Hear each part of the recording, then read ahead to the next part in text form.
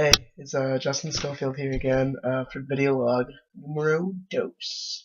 I interviewed or had my interaction with Zakia again, Zakia Suleiman from Ghana, and this time we switched it up a little bit. Last time we went walking, that was kind of my thing. That was kind of my thing. I had to kind of escape, and that's kind of my hangout thing. This time we went to for her room a little bit at first. We went. She's in a intercultural aid in Hubbard Hall or Acres, I mean, and we went in her room mainly because that is her room. It's an intercultural aid room, and she has a lot of her old things from Ghana that she brought over from her previous country, and it was cool seeing all that. She showed me all the photos of her family, and it was cool seeing them because they a big family. She had a lot of brothers and cousins in it that she considers family.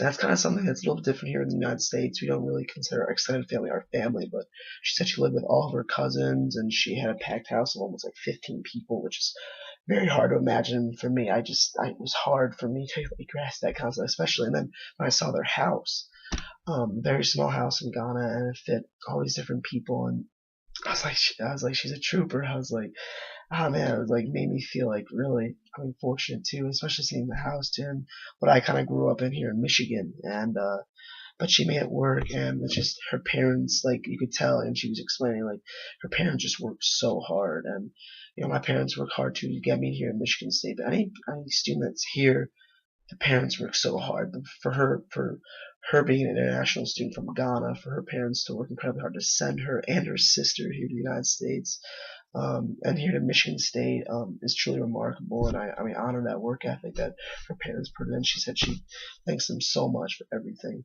that they do for her. Um, I know it's crazy. She learned so much from her experience, and her parents are role models for her, just like my parents are role models for me because they work so hard for me as a person as a student. So no, it was just incredibly awesome. Then she showed me some of her artifacts that she brought here. She showed me her necklace that her mom handcrafted with Ghana jewelry, and it was just beautiful.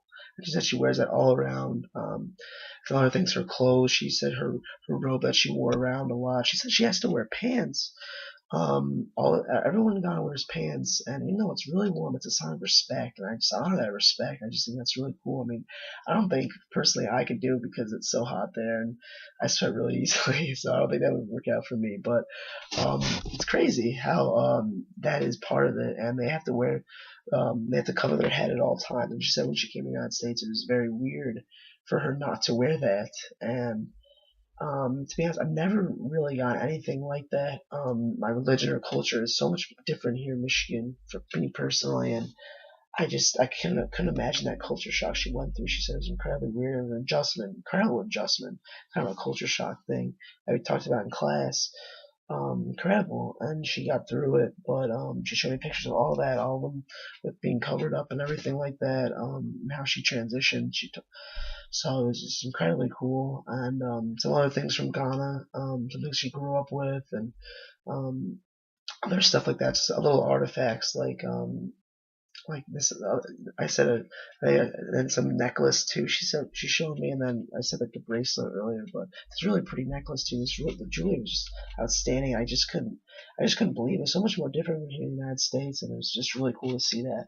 Um, and she talked more about just her life and how like she became so knowledgeable, and how she learned that work ethic in Ghana and her culture, and um, so much different experiences than my own, with what she went through and what I went through, just kind of experiences that grew me, made me realize how fortunate I was to have like good people in my life that got me here to Michigan State that were able to educate me, and she had similar people in her life that could influence her, which was really cool. She also, after we saw her room a little bit, she saw us show me her clothes and all this cool stuff there. We went to the Office of Cultural and Academic Transitions because she is there a lot as an intercultural aide and in the Student Services building, and just a lot of resources that can help students with the transition here. I mean, it's a really cool thing we have at Michigan State. Not a lot of universities have that. And she explained a lot of the stuff they do here and how help students transition. A lot of the stuff she said helped her. And I mean, me coming, I'm only an hour away, and but it was a big transition for me too. Like I know A lot of it's hard to imagine international students moving across the country. I couldn't imagine it.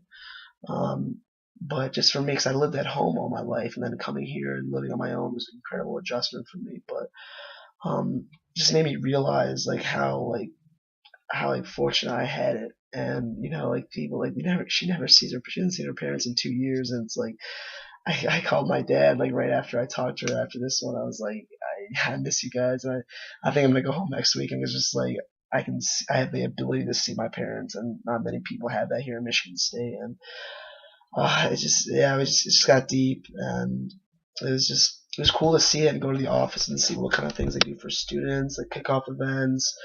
Um, they organize meetings and conferences to help students meet each other, just interactions.